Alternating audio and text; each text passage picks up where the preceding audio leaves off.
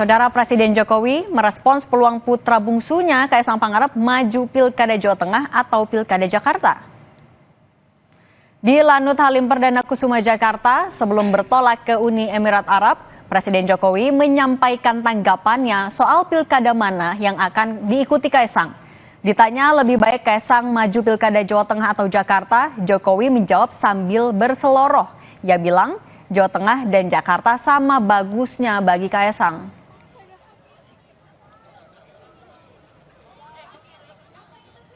Ya, di Jawa Tengah bagus, di Jakarta juga bagus, karena ini kan semuanya wilayah Indonesia.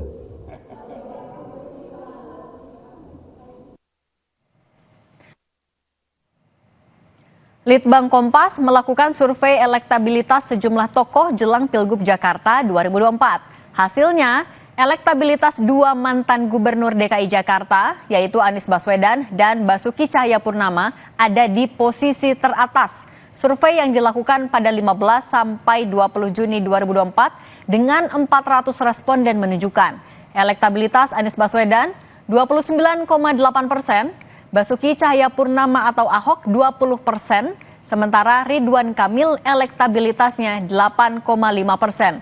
Sedangkan putra bungsu Presiden Joko Widodo, Kaisang Pangarep 1%.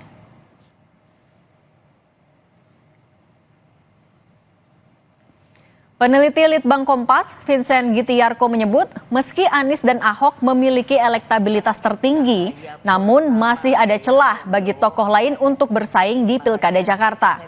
Misalnya Ridwan Kamil, yang potensi penolakan responden lebih kecil dibanding Anies dan Ahok. Di sini memang Ridwan Kamil masih menjadi yang kuat ya, ada 24% yang pasti akan memilih Ridwan Kamil. Sementara dari sisi resistensi itu Ridwan Kamil ini yang cukup relatif rendah ya, relatif rendah sisi penolakannya.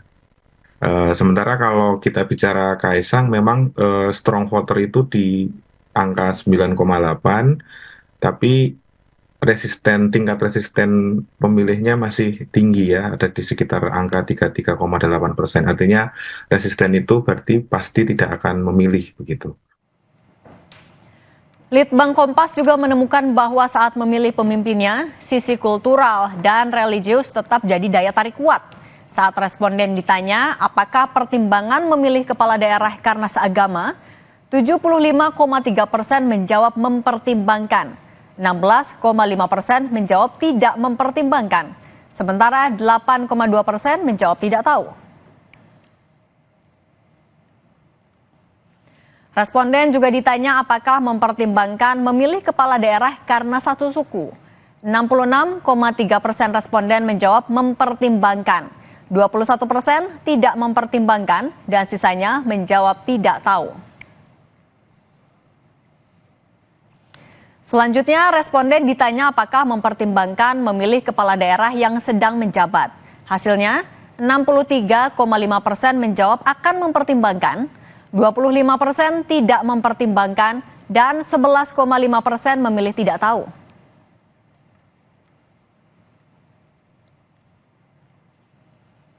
Partai-partai dalam koalisi pendukung Prabowo Gibran masih belum sepakat soal nama calon gubernur dan wakil gubernur yang akan diusung di Pilkada Jakarta.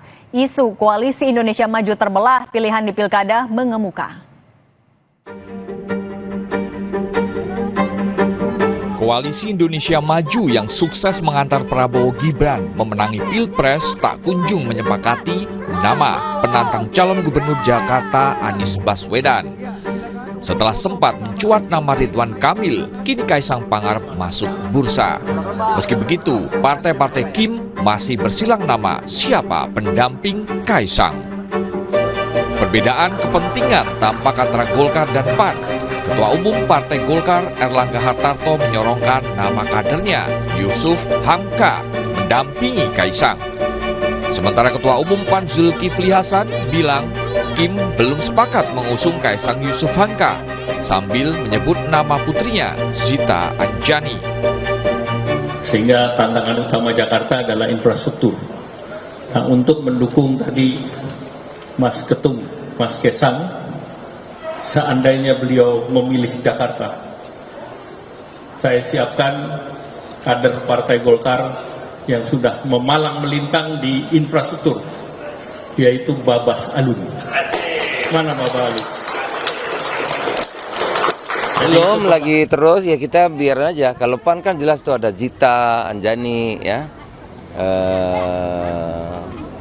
Jadi nanti akan dibicarakan seperti apa koalisinya, nama-nama yang muncul, terus ada yang baru ya, ada yang lama. Menurut pengamat politik Ahmad Khairul Umam, jika Koalisi Indonesia Maju terus gamang, pendukung Anies Baswedan akan memanfaatkan momentum untuk konsolidasi, memperbesar peluang menang. Di Jakarta sendiri, kalau Kim per hari ini masih gamang, masih galau, menemukan rumus formula yang clear dalam konteks menemukan titik temu distribusi politik ya, maka kemudian ini akan menjadi sebuah momentum yang sangat baik bagi lingkaran Anies Baswedan untuk melakukan konsolidasi kekuatan dan memiliki potensi kemenangan jauh lebih besar. Kalau misal Kim sendiri agak goyah dan kurang begitu firm ke depan. Ketua Dewan Pembina Bapilu Partai Golkar Idrus Marham menyebut Kim harus solid untuk menjaga pemerintahan Prabowo Gibran. Menurut Idrus, Kim perlu melakukan distribusi politik agar urusan pilkada tidak memecah belah Kim. Bagi kita tidak bisa dalam rangka untuk menjamin kesuksesan ya kepemimpinan Prabowo Gibran di dalam melakukan pembangunan itu, maka mau tidak mau kita berpikir bagaimana supaya pilkada-pilkada yang ada di provinsi dan kabupaten kota ini kita menangkan. Nah ini dunia memang nanti ya Kim harus solid dengan pertimbangan-pertimbangan yang ada, dan salah satu di antaranya adalah distribusi posisi harus adil. Oke, distribusi menjemput. Isu pecah kongsi Koalisi Indonesia Maju soal urusan pilkada mencuat, tak hanya terkait pilkada Jakarta. Sebelumnya, Kim menunjukkan sinyal terbelah dukungan di pilkada Banten dan Jawa Barat. Tim Liputan Kompas TV. Kompas Petang akan kembali dilanjutkan oleh rekan saya Rahmat Ibrahim. Baik, terima kasih Cindy. Sudah partai politik masih gamang dalam menentukan calon yang akan maju Pilgub Jakarta. Bagaimana hitung-hitungan parpol selengkapnya?